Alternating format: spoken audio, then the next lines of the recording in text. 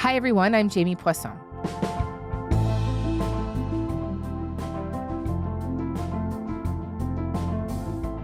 For decades, we have been hearing about the possibility of AI-driven warfare. Now it's here. Anthropic's AI platform, Claude, has reportedly been central to America and Israel's war on Iran. Within the first 12 hours, there were more than 900 strikes, including one that killed the supreme leader, Ayatollah Khamenei. An airstrike on a girls' elementary school killed at least 165 people, mostly students. Today, we're talking about AI military capabilities, how companies like Anthropic and OpenAI have become or are on their way to becoming deeply enmeshed in the military, and what happens when these companies and governments start building systems that help decide who lives and who dies in a war. I'm joined today by Heidi Klaff. She is the chief AI scientist at the AI Now Institute and an expert on AI safety within defense and national security, including in autonomous weapons systems. And she previously worked at OpenAI.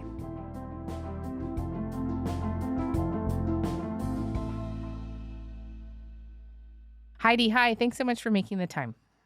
Thank you for having me. It is really great to have you.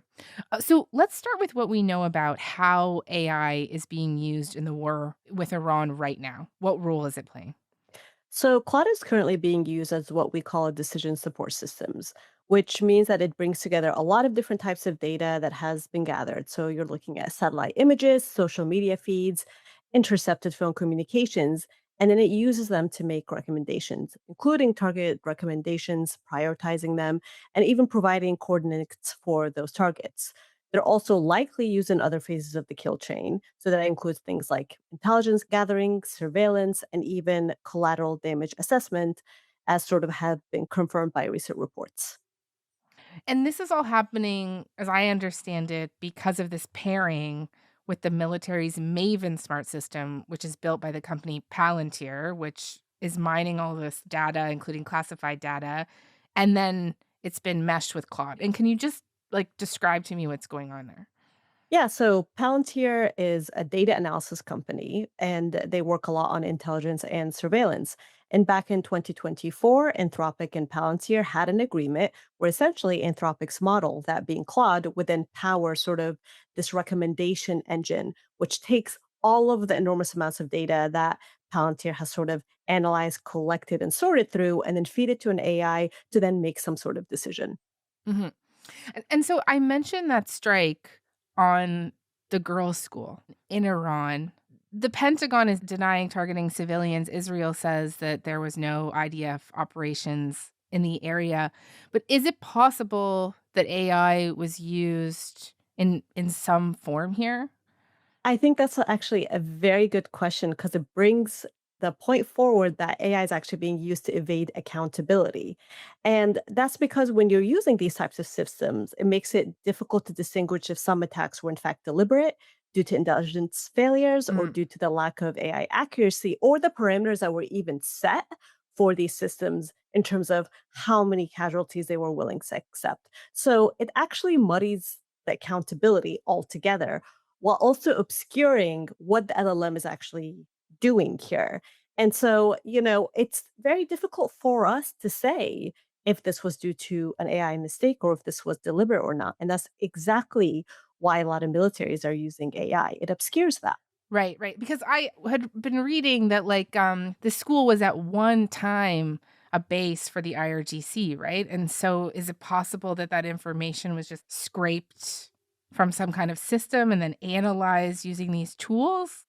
It is a possibility, but it's impossible for us to know. Yeah. And also when we're talking about these systems as well, a lot of the times they provide these recommendations and it could be on outdated intelligence. So it could have been a Mm. combination of both intelligence failures and also the model really not understanding that that data was, no longer relevant. And that's exactly why these models shouldn't be used for targeting because they have a very difficult time making these types of distinctions where a human might be able to. It also very well could be that this was deliberate or not the fault of the AI. Right. But as I said, it's very hard to know.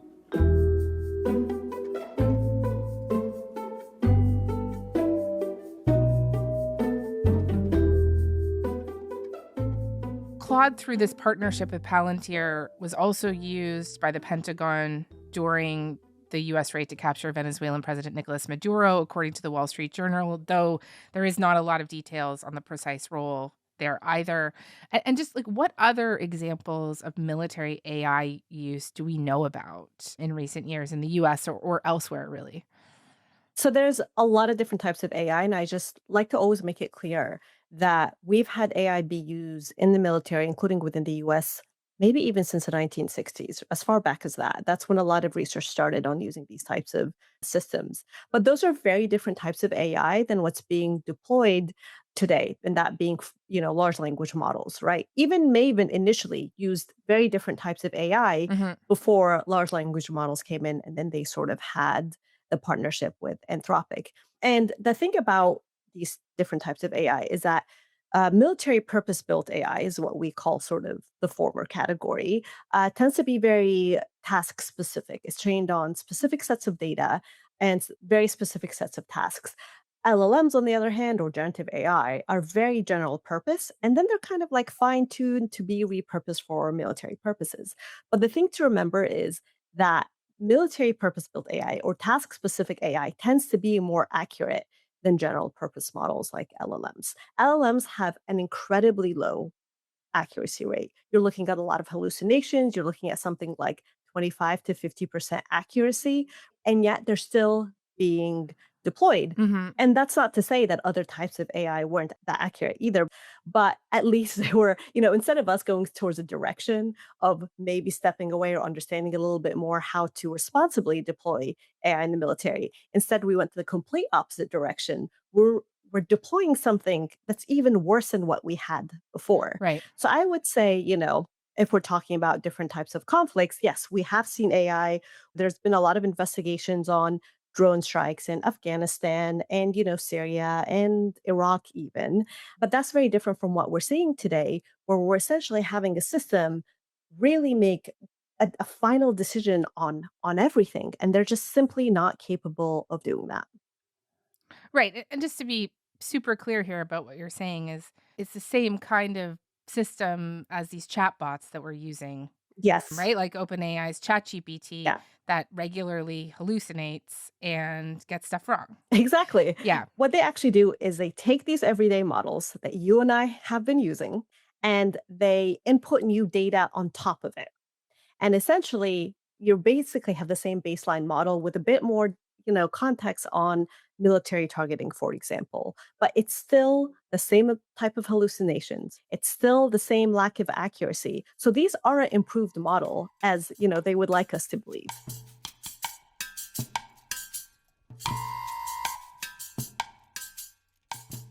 We've talked on the show before about this really explosive reporting from The Guardian and 972 magazine that revealed through intelligence sources how Israel used AI at one point to identify like 37,000 potential human targets based on their apparent links to Hamas during the war in Gaza. This AI system was called Lavender. The reporters interviewed people who said they would take the information and drop a dumb bomb on a target, often killing an entire household of people. And is this what we're talking about here? Was this generative AI?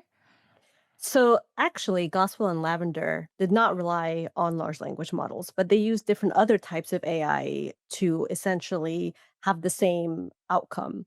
But after that, we did receive confirmation that both GPT-4 and Google Gemini, which are language models, Mhm. they were then eventually used to generate and validate targets. And we started seeing hints of that when we saw the cloud contracts with Google and Microsoft that were ramped up after October 7th. So even though they had Lavender and Gospel prior to that, as soon as they saw the opportunity to use large language models, they went ahead, sought out these tools to deploy them very quickly.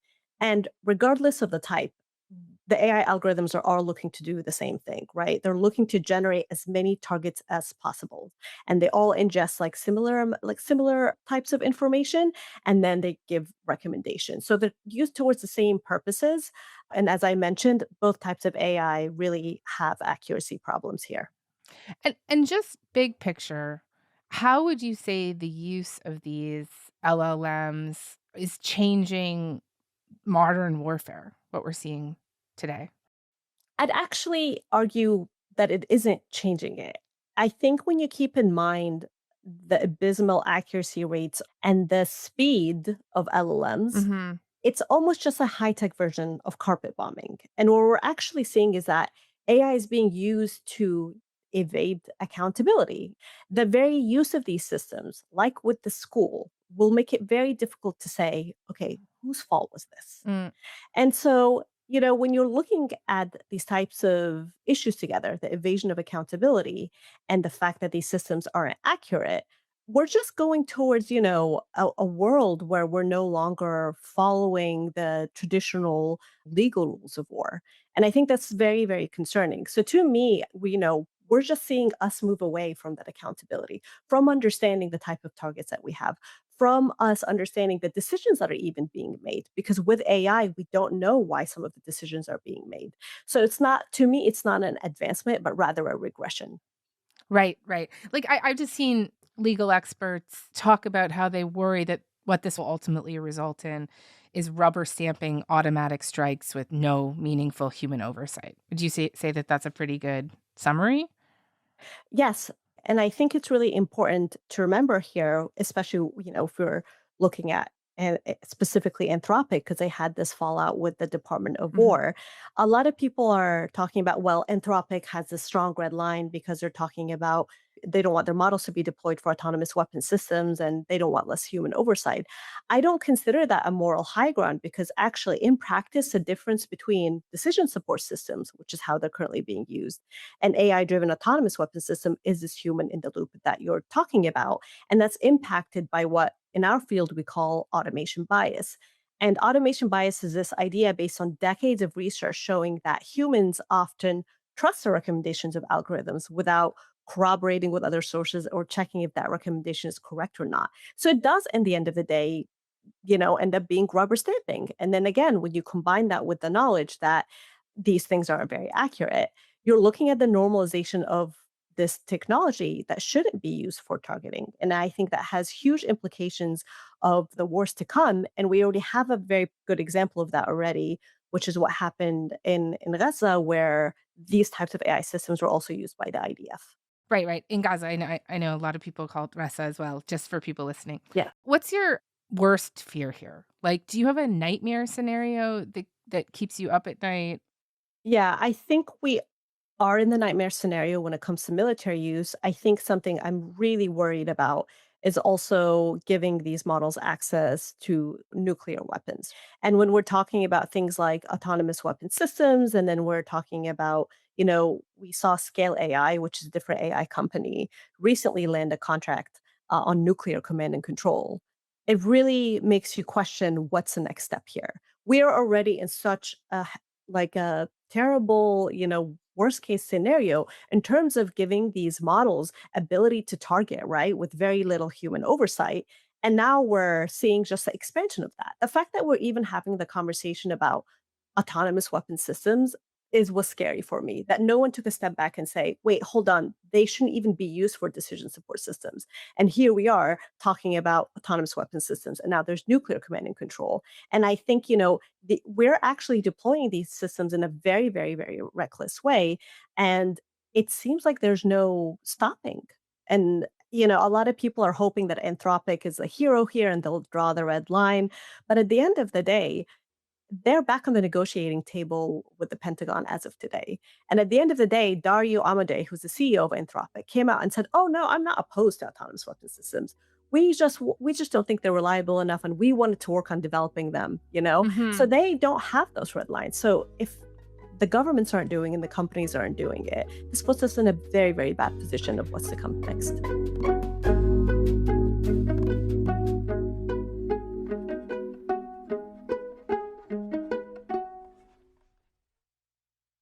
I wanna dig into this whole Anthropic, OpenAI kind of fight, I guess, with you just in 1 minute. But first, I wonder if I could ask you, like, what I think might be an incredibly obvious question, but also I think might be helpful. Like, what would an autonomous weapon system do?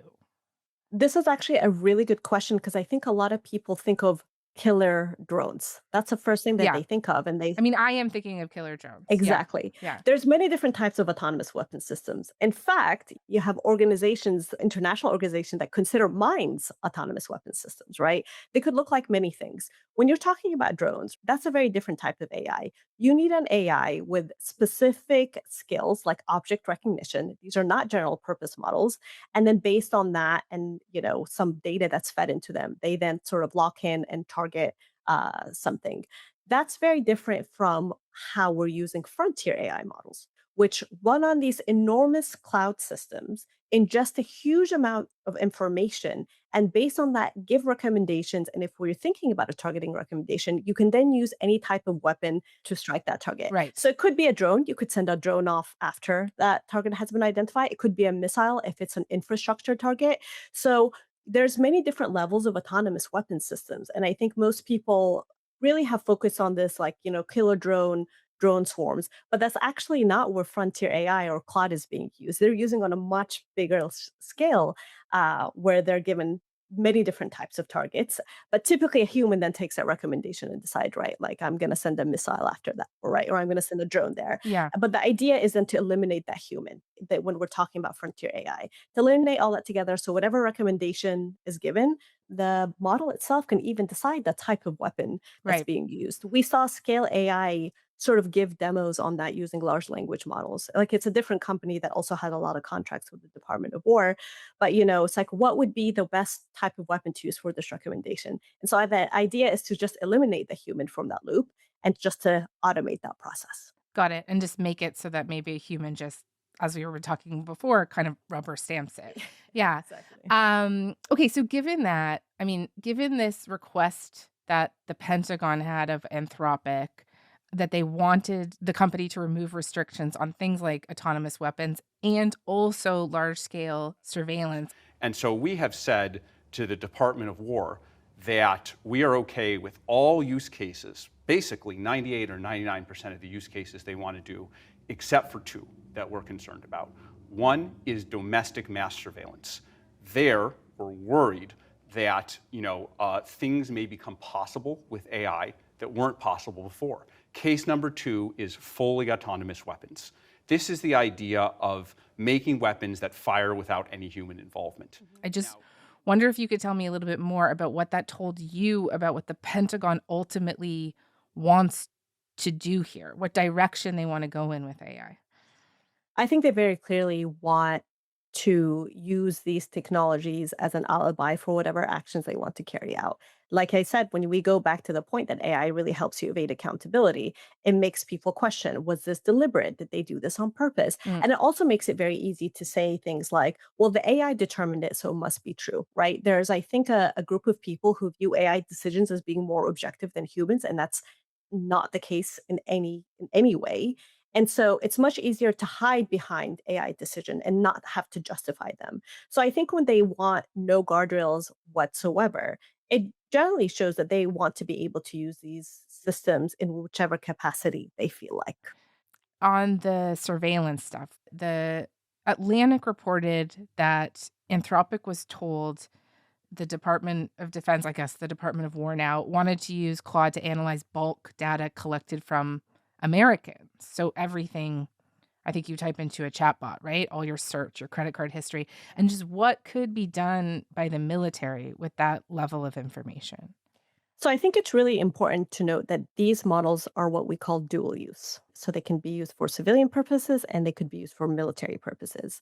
And when you essentially start thinking about how they already started using these models for intelligence gathering, right? And intelligence sort of analysis, you start to think, right, this can also be used on the citizens of that country themselves because it's the same feature. So if you collect data from different sources, so that things like data brokers, location data, internet habits. And that's not just the things you're using the model for. That's really commercial data that you can buy from anyone, from data brokers, as we call them.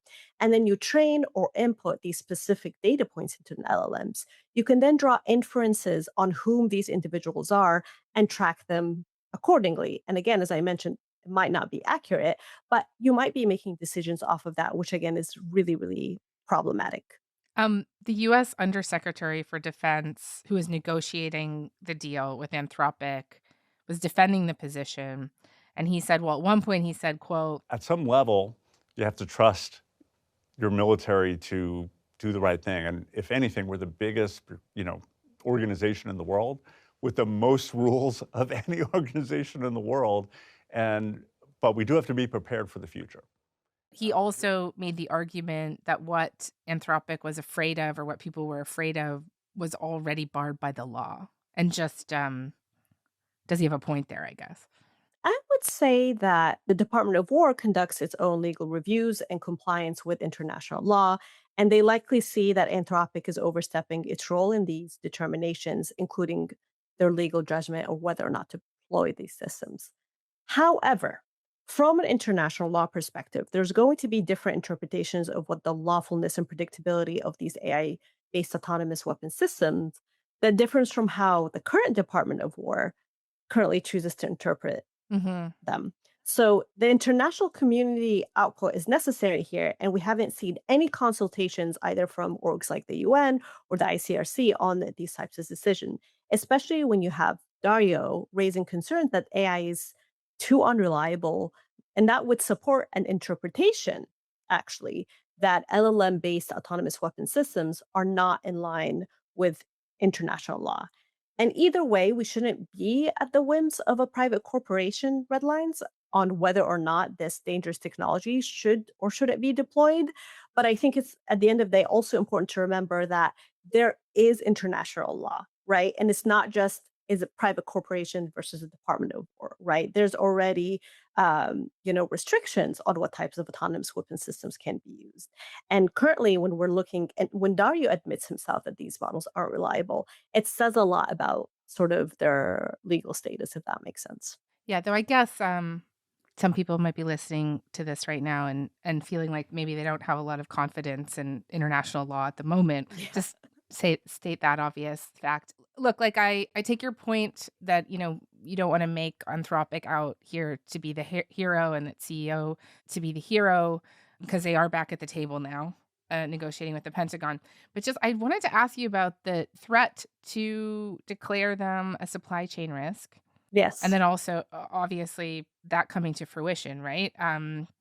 This label has never been used against the U.S. company, as I understand it, and would bar the company from any work with the government. And just like, how big of a deal is that for a company like Anthropic? I mean, it's quite a lever for the government to pull. Definitely, definitely, because ultimately, this is the first frontier AI company that's been working with the military and they're embedded with them. So to suddenly use that label clearly doesn't align with what's already been happening.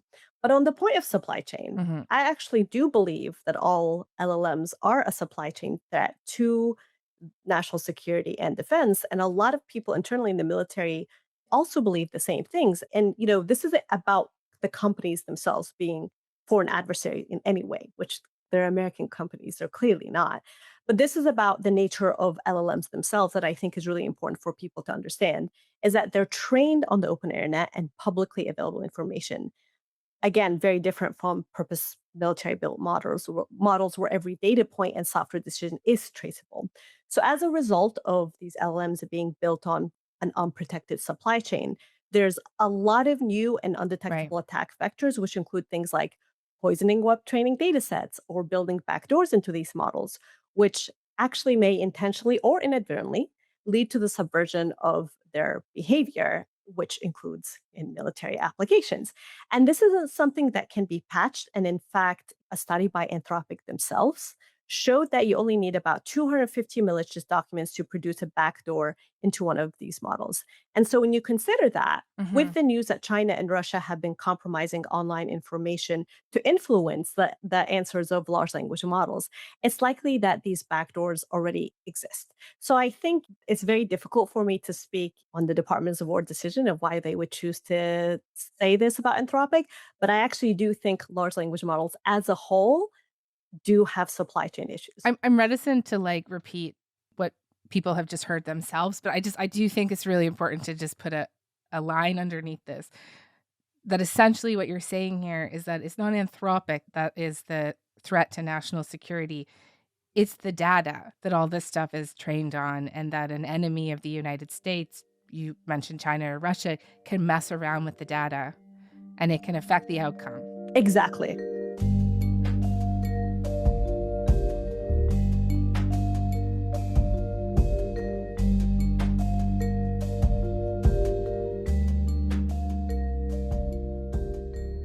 What did you make of OpenAI's decision to kind of swoop in and make a deal with the Department of War after this falling out with Anthropic?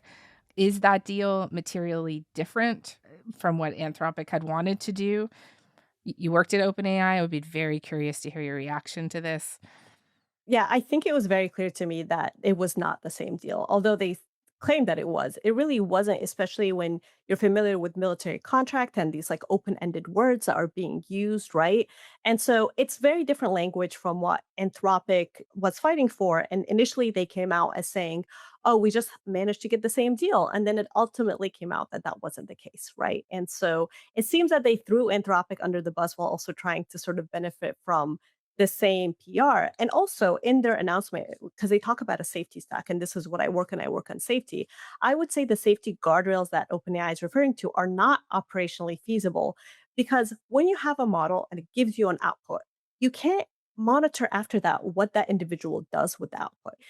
They can't double check that that's being overseen by a human. Mhm. It could just very well be taken to then select and engage a Right. target without any further oversight, making it an autonomous weapon, even if this is deployed on the cloud, because this is an operational matter, not a technical one, whether or not you put a human in the loop. Right. I think Sam Altman is like basically admitted that, right? Like that they won't be able to actually know what the Department of War was doing with their technology. Exactly. So when they say we have the safety stack is going to be on the cloud and that's going to somehow limit it, I think that's very, very much misleading. How would you describe how a company like OpenAI approaches safety? I would call it safety theater, safety co-option, because ultimately a lot of these AI companies like to use the same terms that safety engineers use. And for reference, my background is safety engineering, which is we work on safety critical systems like nuclear plants, aviation, autonomous vehicles, where if they fail, human lives are at risk. They take a lot of that same terminology and essentially kind of safety wash everything with it. Every sort of mission that they have, they eventually like rolled back on, like military use, right? That was eliminated in 2024 when it was initially part of their charter Mhm. or their terms of service. We have a lot of safety incidents that occur all the time with people using their models. There's no guardrails really, and so I would say for a lot of people, it's they often believe the message and like, oh, we care and so on and so forth, but they can write as much as they want. If you just look at the actions of these companies, these AI models are causing a huge amount of harm. Contracts with militaries are very enticing for AI companies, right? For a couple of different reasons. And could you just lay those out for me? Well, these AI models are incredibly expensive to train. And it's actually likely the case that they're not even breaking even on being able to generate the revenue needed to keep producing these big models, training them, and deploying them. So when you have the military, that's a really big money pot for you to be able to make that money back. And it also embeds you within military and safety critical infrastructure, which means that you're then too big to fail. So for them, when there's a huge amount of backlash right now against the uses of AI, this is a very secure position for them to have monetarily and also in practice because, as we've seen with the reporting of Claude, the entire military infrastructure now relies on Claude for this type of analysis. And it's very hard for them to disconnect from it. So although they wanted a ban, they were like, oh, we're going to try to phase it out. And they still used it in Iran, right? It just shows the type of dependence. And this dependence is very, very strategic for them. I want to kind of go back to state power. We've been talking about how much power these private companies have in influencing how wars are fought. But when you look at the pace of AI development, when you see the military interest in this, the money being spent on it, is one of the real main worries here that what we are witnessing right now is AI becoming a central tool of state power? Absolutely. It is the perfect tool to concentrate power because you're collecting essentially all data possible on humans, on our behavior, on anything really. It even goes beyond humans, right? You're also collecting data on states, on everything, and then allows them to use those same very systems are able to collect that huge amounts of information, be trained on it, to then make any sort of decision. It becomes very centralized to them, and there's no accountability because these models are black boxes. No one's now can question, why did you make that decision? Like, we're seeing these models be used for immigration raids by ICE. We're seeing Mhm. used in the judicial systems and military, and yet they're black boxes. And now it feels like no one can question that power. This is an unfortunate side effect of something like these very large general purpose models. Okay. Seems like a good place for us to end. Heidi, thank you. Thank you so much.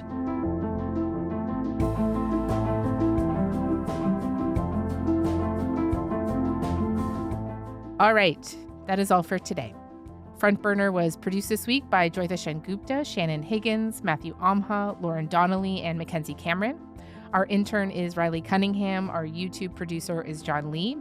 Our music is by Joseph Shabison. Our senior producers are Imogen Burchard and Elaine Chow.